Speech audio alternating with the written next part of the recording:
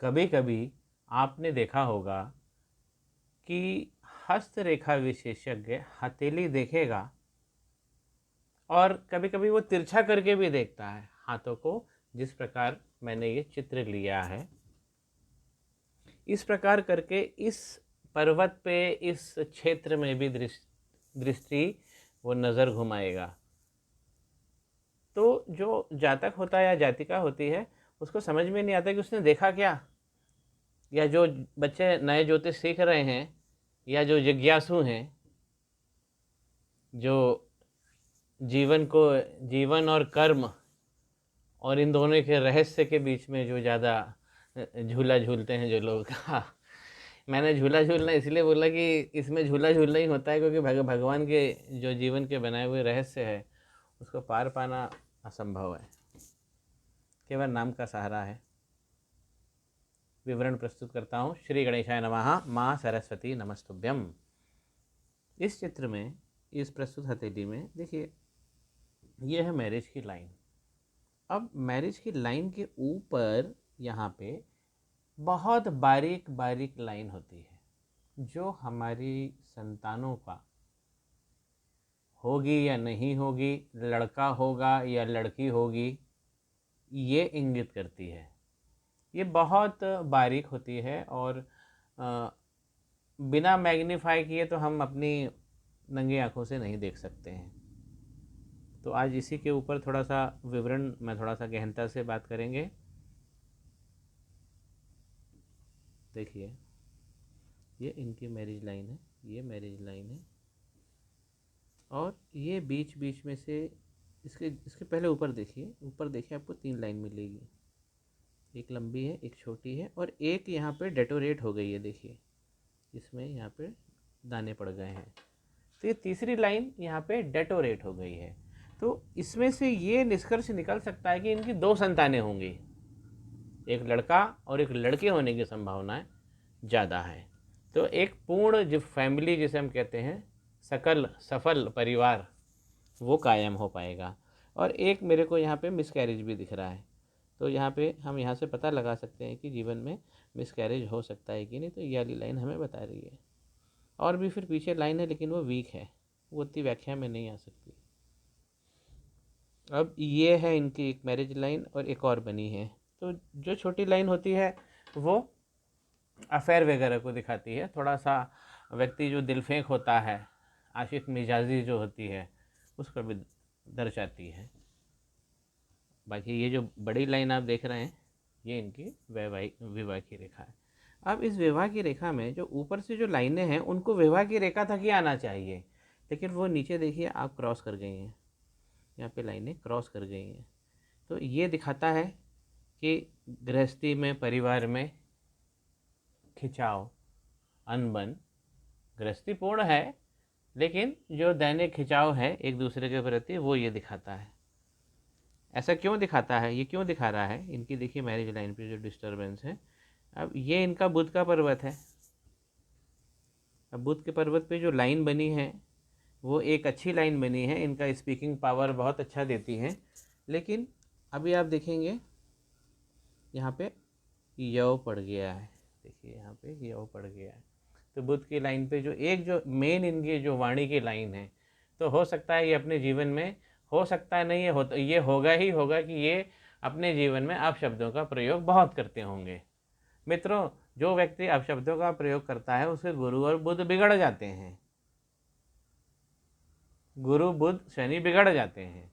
और व्यक्ति का जब उत्तरार्ध जीवन हो जाता है, जब वो मौत के करीब पहुंच जाता है, तो वो बहुत कष्ट पाता है और फिर उसकी मौत होती है।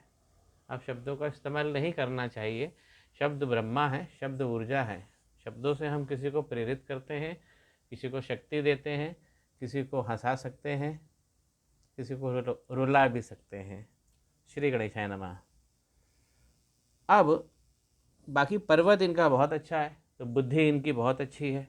और यदि मैं देख रहा हूँ कि यहाँ पे एक बेस लाइन, ये जो है एक बेस लाइन को क्रॉस कर गई है, ये जो बेस लाइन बनी है इसे क्रॉस कर गई है। तो इसमें इसमें इनका व्यापारिक जो हानियाँ हैं जीवन में, जो व्यापारिक बिजनेस और जो पोजेशन से ये वंचित हो गए। जो मतलब ये लायक थे जिस चीज़ों के, तो वो इनको नहीं मिला, मिला कट गया। ये देखिए, ये नहीं होना चाहिए।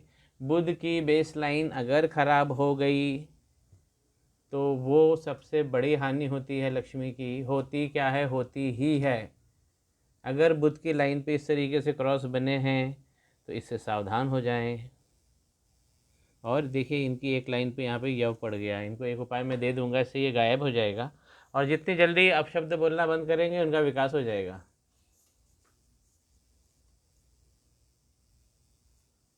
और एक जातक माफ़ कीजिएगा, और एक ज्योतिष क्या देख सकता है, उसके बाद वो देखता है यहाँ पे हर्षल, उसका प्लैनेट हर्षल कैसा है, क्या वो क्रांतिकारी व्यक्ति है। अगर दिव्य साइन बने हैं तो व्यक्ति क्रांतिकारी होता है।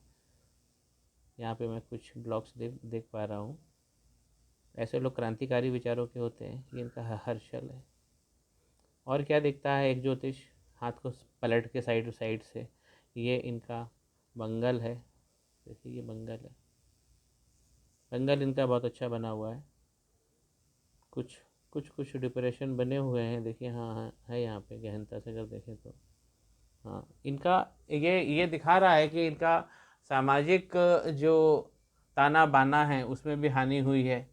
पहले जितने भी ये मशहूर थे अभी वो उतने कम हैं। इनकी हम कह लीजिए कि स्टारडम, और जो व्यक्ति फेमस होता है किसी एक शहर में, वो एक सेलिब्रिटी जो होता है उसको उनका उनका सेलिब्रेशन लेवल थोड़ा सा कम हो गया है। अगर मैं सीधे स्पष्ट में बोलूँ तो इसमें अपमान होता है, क्योंकि यहाँ पे भंवर भी बनी है, इसमें सीधा अपमान होता है। ये आउटर मंगल है और यही हमें दिखाता है कि हमारा हम समाज में किस प्रकार लोगों से मिलते हैं, उठते हैं, बैठते हैं, बात करते हैं, कितने स्पिरिटेड हैं हम, कितना जिंदा दिली है हम में। ये इनका नेपच्यून का पार्ट है, ये नेपच्यून है। और फिर उसके बाद में मैंने ये चंद्रमा बनाया, ये चंद्रमा है। अब अगर हम नेपच्यून के पार्ट में देखेंगे तो यहाँ पे भी डिप्रेशंस है। तो जीवन में जो नायाब चीज़ें इनको मिलनी थी वो नहीं मिली। इनका केतु, केतु तो खैर इस पिक्चर में दिख नहीं पाएगा मुझे, लेकिन ऐसे लोगों का केतु भी ख़राब हो जाता है, क्योंकि जब नेपच्यून अगर ख़राब होता है, क्योंकि ये हमें नायाब चीज़ों से प्राप्ति दिखाता है, वो इनको नहीं मिली, उनसे वंचित हो गए।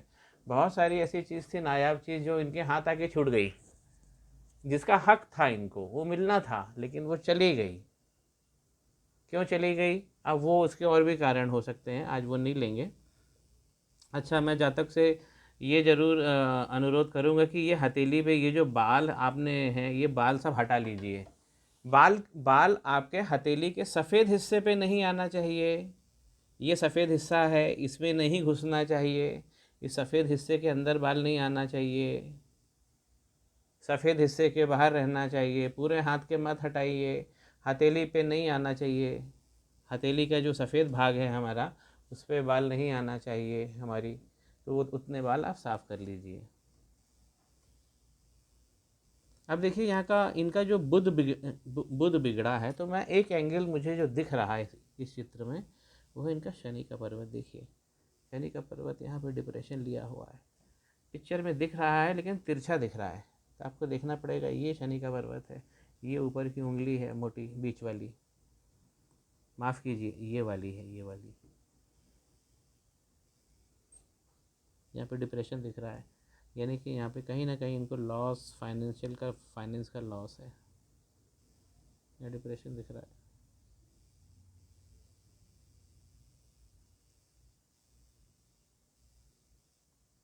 यात्राएं हैं, इनको छोटी छोटी यात्राएं इनके जीवन में हैं, और जितनी भी यात्राएं ये करेंगे प्रत्येक से लाभ होगा, प्रत्येक से लाभ होगा जीवन में।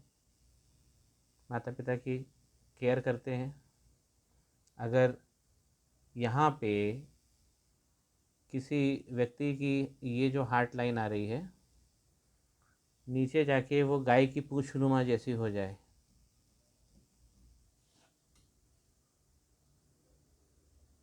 सुंदर सी पूँछनुमा हो जाए, हल्के हल्की से, तो ऐसे व्यक्ति लव मैरिज करते हैं और बेस्ट लवर भी होते हैं। मैं एक बार फिर से बताता हूँ। इस हिस्से में ये तो हमारे माँ बाप का दिखाता है हिस्सा, ये हमारे माँ बाप की सेवा का दिखाता है। लेकिन इसमें भी जैसे मैं ये देखूँ तो ये ज़्यादा कर नहीं पाए हैं अपने माँ बाप की सेवा। क्यों नहीं कर पाए? क्योंकि ये सब इनके आइलैंड बता रहे हैं। और इनको भी जीवन में ये 63 के बाद ये काफ़ी पहले से आ रही है लाइन। ऑलमोस्ट 60 से ये सब दिक्कतें जाएंगी ब्लड प्रेशर की और शुगर की। पूरा हाथ में नहीं देख पा रहा हूँ। मैं बता रहा था कि अगर हार्ट लाइन के आखिरी में गाय की पूँछ जैसी आकृति बन जाए तो व्यक्ति बेस्ट लवर होता है और लव मैरिज ही करता है।